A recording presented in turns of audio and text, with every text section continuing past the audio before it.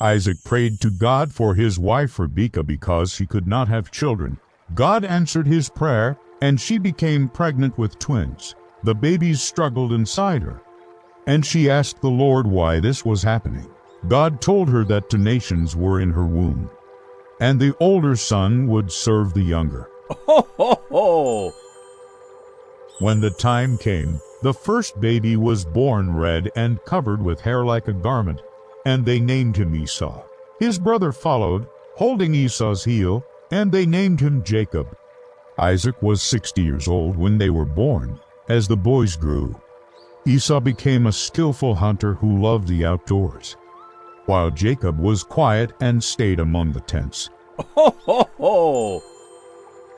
Isaac loved Esau because he enjoyed the taste of wild game, but Rebekah loved Jacob. One day Jacob was cooking stew when Esau came in from the field, exhausted. Esau asked for some of the red stew, but Jacob told him to first sell his birthright. Esau said he was about to die and asked what good his birthright would be. So he swore an oath and sold it to Jacob. Ho, ho, ho! Then Jacob gave him bread and lentil stew, and Esau ate, drank, and left despising his birthright. Years later, when Isaac was old and his eyes were weak, he called Esau and told him to hunt wild game and prepare food for him so that he could bless him before he died. Ho, ho, ho! Esau went out to hunt, but Rebekah heard what Isaac said and told Jacob to bring 2 young goats so she could prepare food like Isaac loved. She dressed Jacob in Esau's clothes and covered his hands and neck with goat skins so he would feel like Esau. Jacob brought the food to Isaac, who was unsure at first, but after touching Jacob's hands, he believed it was Esau and blessed him. Ho, ho, ho! Just after Jacob left, Esau returned with the food. When Isaac realized he had blessed Jacob instead, he trembled and said the blessing would stand. Esau wept and asked for a blessing, and Isaac said that Esau would live by the sword and serve his brother but would one day break free. Esau held a grudge and planned to kill Jacob after their father died. Ho, ho, ho! Rebekah heard of his plans and told Jacob to flee to her brother Laban in Haran. Isaac also sent Jacob away, blessing him, and telling him not to marry a Canaanite woman but to take a wife from Laban's family. Jacob left Beersheba and traveled toward Haran. When the sun set, he stopped for the night, placed a stone under his head, and fell asleep. Ho, ho, ho! He dreamed of a ladder resting on earth with its top reaching to heaven, and angels were going up and down on it. The Lord stood above it and told Jacob that the land on which he lay would be given to him and his descendants. God promised that his descendants would be like the dust of the earth, spreading in all directions, and that all families of the world would be blessed through them. Ho, ho, ho! God said he would be with Jacob, protect him wherever he went, and bring him back to the land. When Jacob woke up, he said that the Lord was in that place though he had not known it. He took the stone he had slept on, set it up as a pillar, poured oil on it, and named the place Bethel. Jacob continued his journey and arrived at a well in the land of the eastern peoples. Ho, ho, ho! He saw shepherds waiting to water their flocks when the stone covering the well would be removed. Jacob asked them where they were from, and they said Haran. When Jacob asked if they knew Laban, they said yes, and at that moment Rachel, Laban's daughter, arrived with her father's sheep.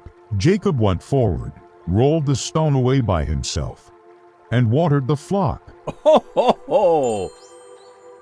Then he kissed Rachel and wept aloud, telling her he was Rebekah's son.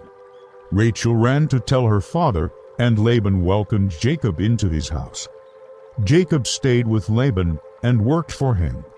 Laban had 2 daughters, Leah the older one, who had weak or delicate eyes, and Rachel, the younger one, who was beautiful.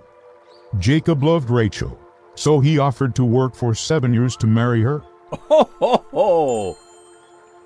Laban agreed, and Jacob served the 7 years, which seemed like only a few days to him because of his love for her. When the time was completed, Jacob asked for Rachel as his wife. But Laban deceived him and gave him Leah instead during the wedding night. When Jacob discovered this, he confronted Laban, who said it was not customary to marry the younger daughter before the older.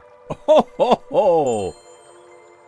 Laban told Jacob to finish the wedding week with Leah, and then he would also give him Rachel if Jacob worked another 7 years. Jacob agreed.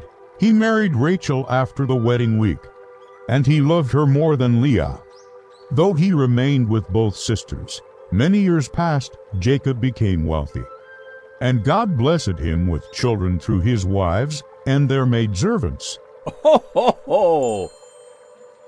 After living many years with Laban, Jacob eventually left with his family and flocks. As he traveled back toward the land of his father, he worried because Esau was coming to meet him with 400 men. Fearing for his family, Jacob divided them into groups so that if one group was attacked, the others might escape. He sent gifts ahead to Esau to calm him. Ho, ho, ho! That night Jacob stayed behind after sending his family across the river. A man came and wrestled with him until daybreak. When the man saw that he could not overpower Jacob, he touched Jacob's hip, dislocating it. The man told Jacob to let him go, but Jacob refused unless he received a blessing. The man asked his name, and he answered, Jacob. Ho, ho, ho! The man said that his name would no longer be Jacob but Israel, because he had struggled with God and with men and had prevailed.